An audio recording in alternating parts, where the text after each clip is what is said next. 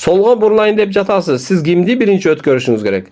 Азыркы кезде мына жеңил унаа кесилишке келип калды, солго бурулайын деп жатат. Анан бул кесилиште 4 жолдо 4 унаа турат. Анан оң тарапта дагы белгини карасаңыздар, негизги жол экенин билдирип атат дагы. Анан ылдый жагында табличканы карасак, негизги жолдун багытын көргөзүптүр. Оң жакка негизги жол бурулуп кетиптир, жеңил унаа тарапка. Силер тараптан жеңил унаа тарапка бурулган. Демек, силер жана жеңил унаа негизги жолдо турасыңар. Ал эми автобус менен мотоцикл экинчи даражалуу жолдо. Азыр сиз солго бурулайын деп жатасыз. Ушул учурда сиз жол бересизби деп атат да. Автобус оң тарабыңыздан келет. Ага жол бересизби? Жок, жол бербейсиз. Себеп дегенде сиз негизги жолдосуз. Албетте, азыр негизги жол оң тарапка бурулган күндө да сиз негизги жолдон чыгып келаткандыктан сиз солго бурулганда дагы жол бербейсиз.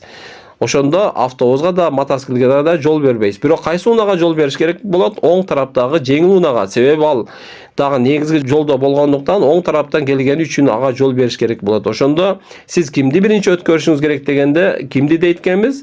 Жеңил унааны гана деген жооп тура болот. Ошол жоопту белгилейбиз. Көңүл бурганыңыздар үчүн чоң рахмат. Урматтуу менин көрүүчүлөрүм, мен катталуучуларым. Эгер право алууда экзаменден өтүү аябай кыйын болуп жаткан болсо, кайра барып жадаган болсоңуздар, анда менде платный онлайн курс бар. Үйдө эле отуруп даярдансаңыздар болот. Мен онлайн курсумда окугандардан азыркы кезде 670тен ашык окуучум өз күчү менен өтүштү. Сиздер да өтөсүздөр. Ал үчүн менин ошо профилим астында WhatsApp группанын ссылкасы коюлду. Ошол ссылка аркылуу кирсеңиздер, мен онлайн курс боюнча толук маалыматтарды беремин.